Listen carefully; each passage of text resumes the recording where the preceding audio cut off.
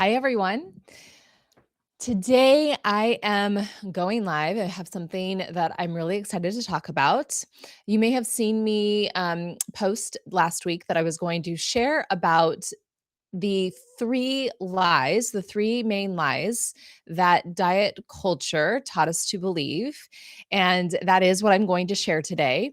But I want to just talk a little bit about why first, because you might be wondering, Katrina, why are we still talking about diet culture?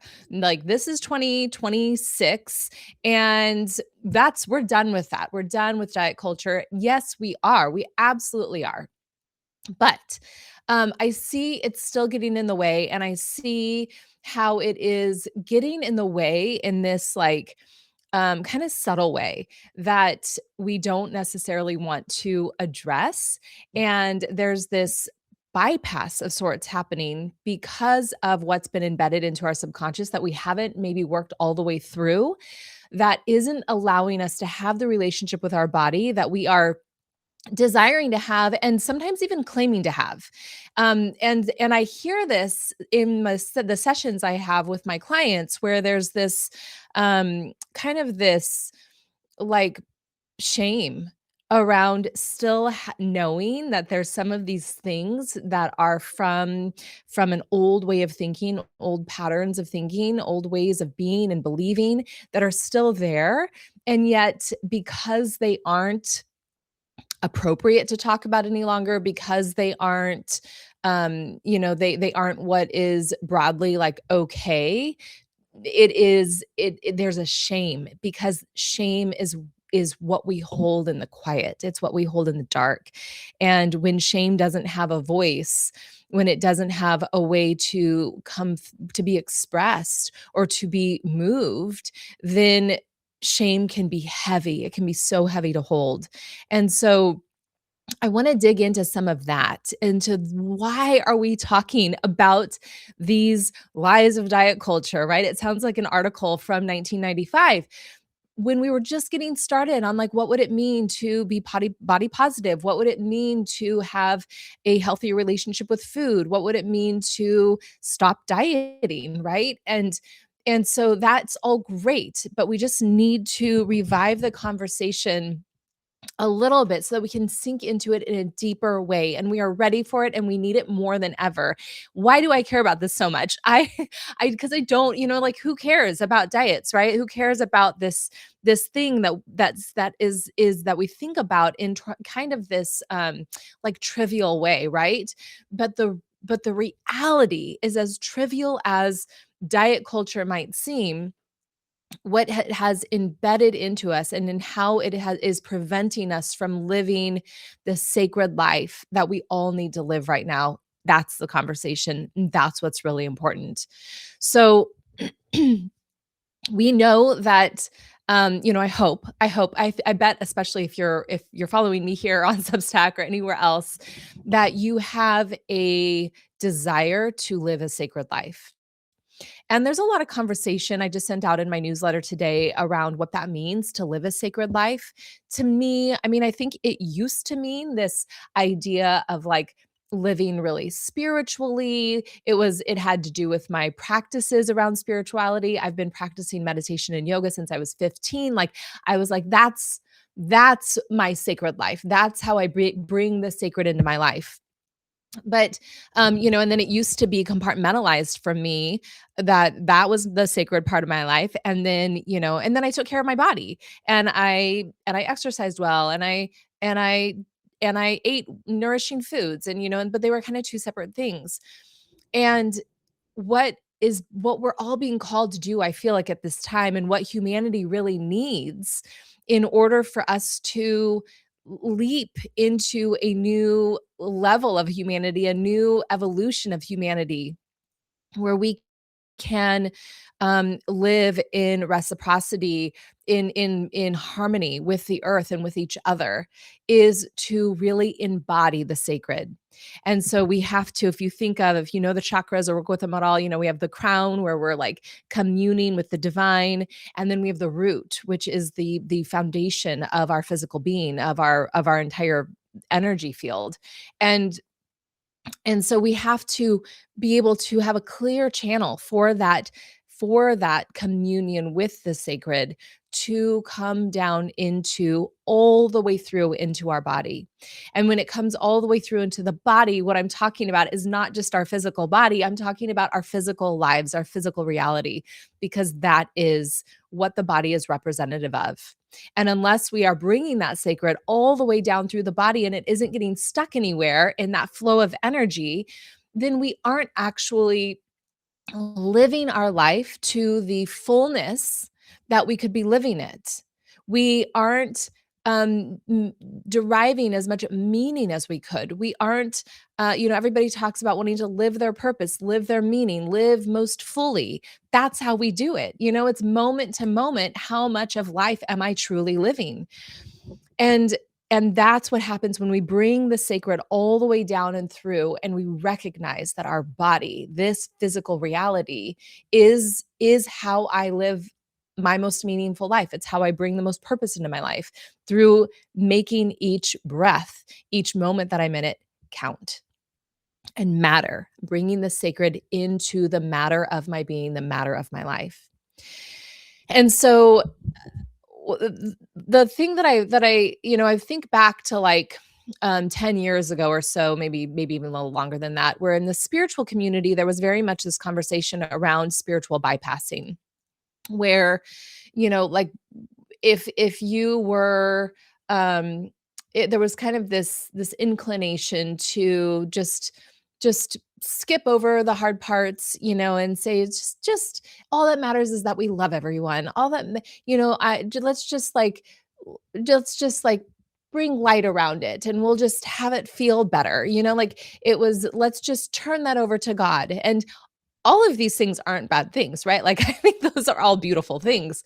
But we can't skip over the truth, the reality, the physical experience and just do that, right? We can't just go there without also recognizing the truth of what's going on.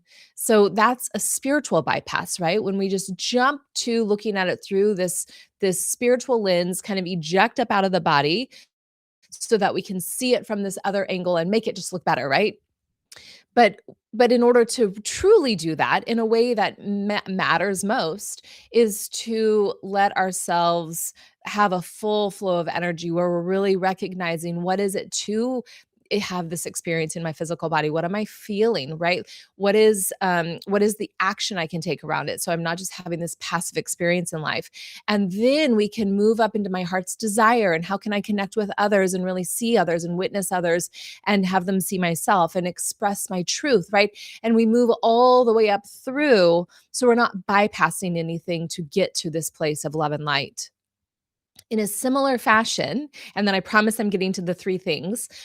In a similar fashion, what's happening now is we're working on bringing this, that's called ascension, right? We're ascending up to commune with the sacred, to commune with the divine, to sit in unity consciousness.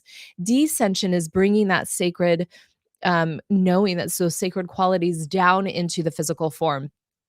And so we're bypassing to say, "Oh yeah, I care about my body and I'm going to take care of it."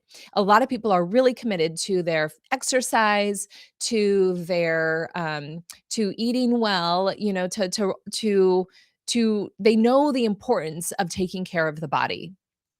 But there's been a bypass in a similar fashion as when we were, with the ascension, a bypass with the descension, where it's kind of like, I don't really want to like explore, what I'm feeling behind that desire or not. Like I just want to make sure my body's taken care of. So I will bypass, maybe with medication or with techniques that are control, right? Like, for example, like I just eat these things that make my body, have the right blood work, look the right way, um, and yet I'm not tuned into like what it is I actually desire, what actually feels good to my body. So I'm bypassing this really important um, aspect of my own power, around my own desires, around what feels pleasurable to the body. And so it's this kind of like management slash control that is getting us to a place of representing that we are in our body and that we are taking care of our body. But what I find is that there's a lot of skipping over, a lot of bypassing that's happening in order to get to that place in a similar fashion to the bypassing to the love and the light. We're just bypassing right down to the physical. And so the three main lies that are still sitting in the subconscious of so many people that I sit with, that I see represented in culture all around, that I can feel even present in myself that I work with, is are these. So the first one is that the body cannot be trusted. And truthfully, the body is the most honest thing that we have access to. It is the only part of our life that is going to be able to represent the truth. And yet, we have been taught, it has been ingrained in us that the body cannot be trusted. If you were to just think about what it would be like to not have to have a buffet of your favorite foods every day um, without any parameters around how you were going to handle that. Just notice as I say that, what comes up for you. I mean, probably the mind that's like, I know better than diet culture will say, um, yeah, I'd be fine. It's fine, right? Like I'll just eat and maybe it would be for you. Maybe so. But just notice if there is any like, oh, like what would happen? Like any tightening, any constriction. There is and it's not just with food, right? The body can't be trusted to to to have normal cycles, right?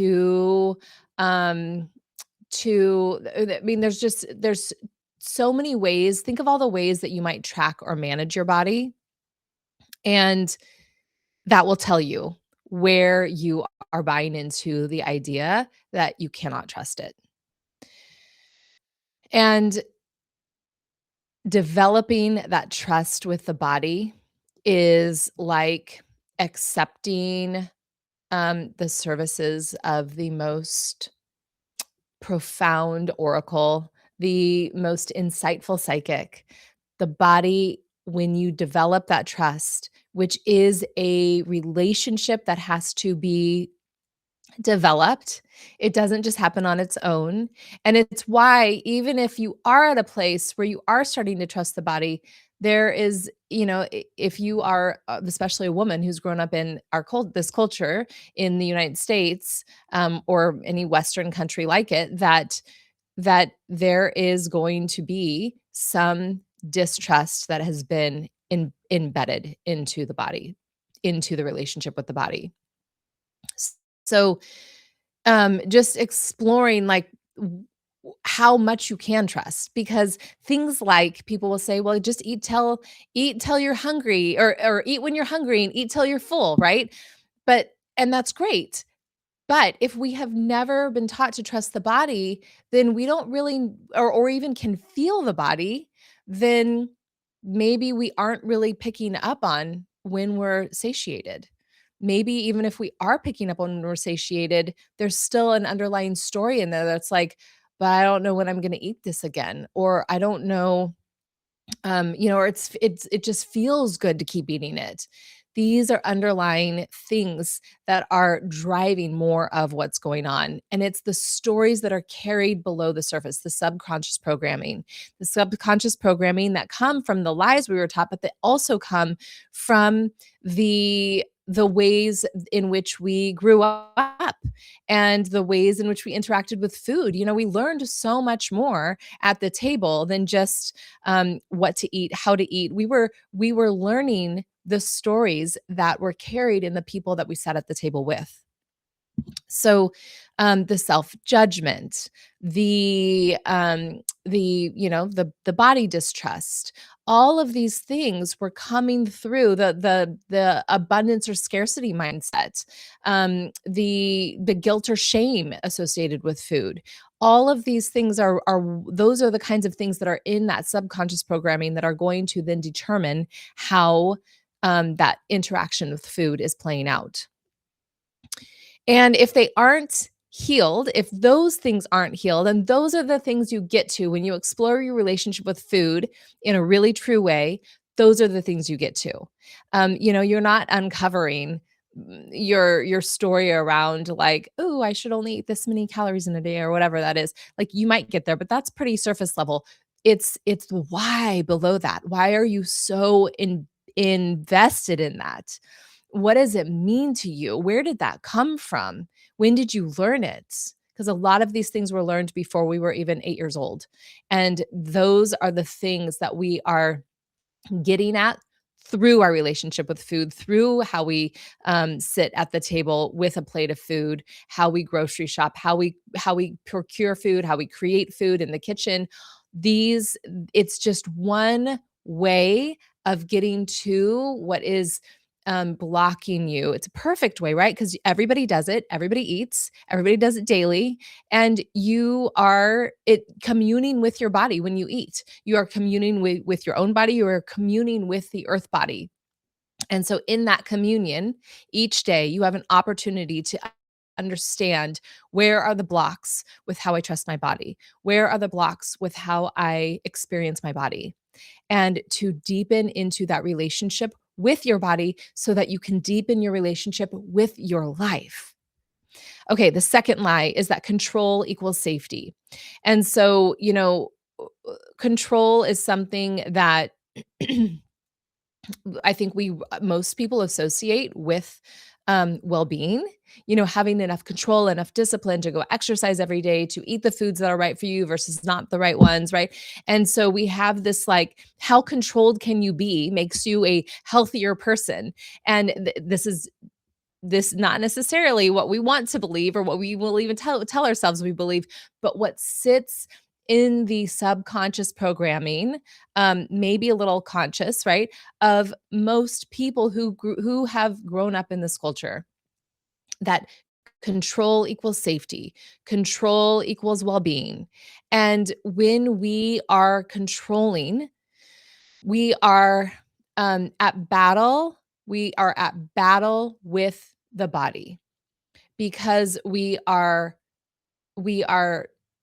creating the experience that we think we should have from the mind versus the experience we are actually having in the body, trusting that and honoring that. And you guessed it, when we trust that and we honor that, that's when we have a more full, rich, sacred experience of life. We cannot have the fullness of experience of life if we are controlling the experience of our body.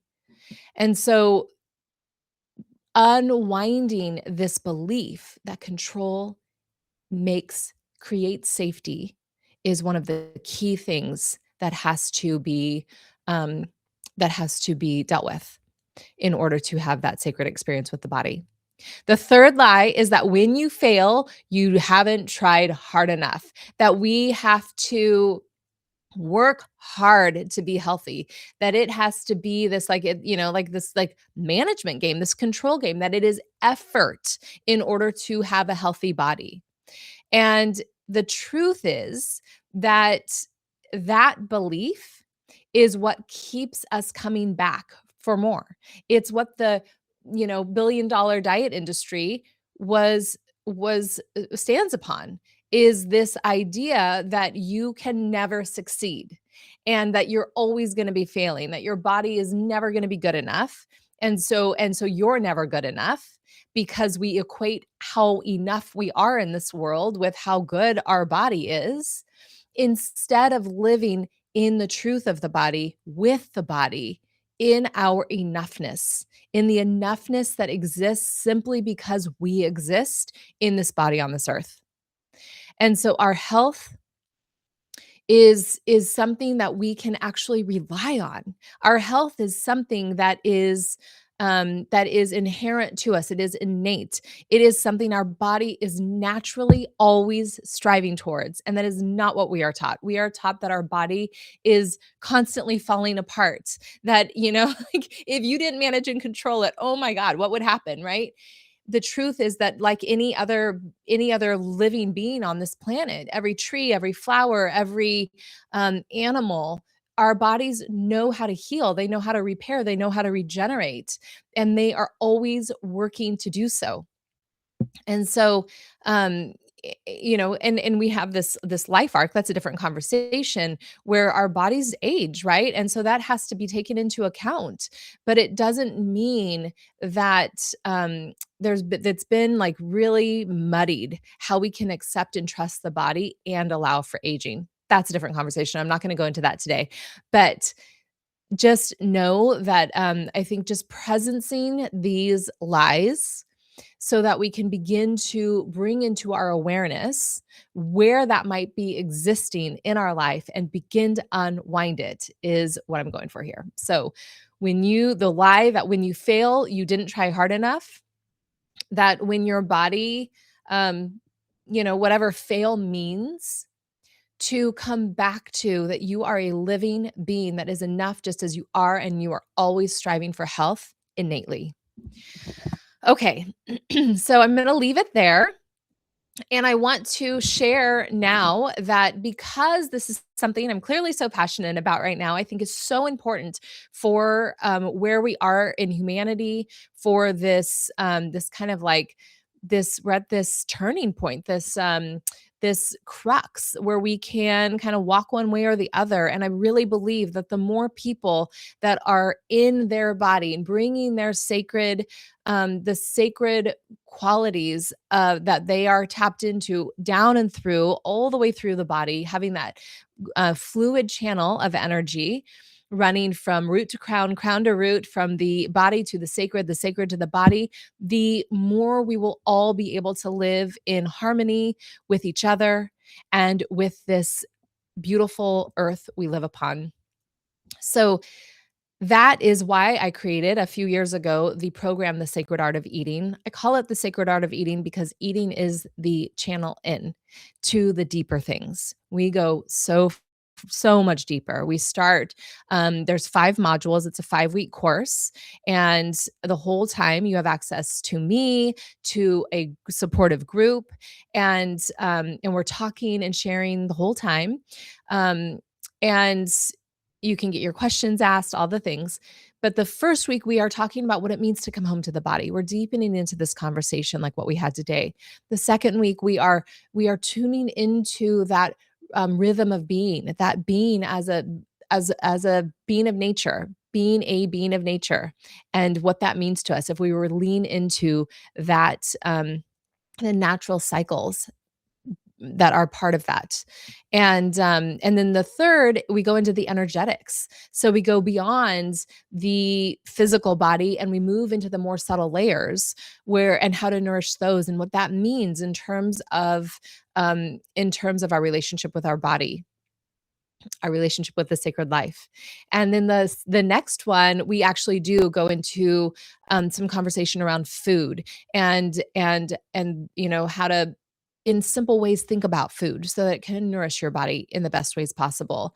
And there is no rules, there are no like shoulds or shouldn'ts. There are just some basic things that help us to live in harmony with the earth and to nourish our body, to bless our body from the earth with what we eat. And there are some things to know about that are really important, and that we need to be able to have a conversation around how to eat in healthy ways, in ways that nourish the entirety of our well-being without it being tied to some kind of like diet or management or control of the body. That's what we do in the 4th module. And the 5th module is all about that sacred expression of you that comes from being nourished and bringing that sacred all the way down into the body.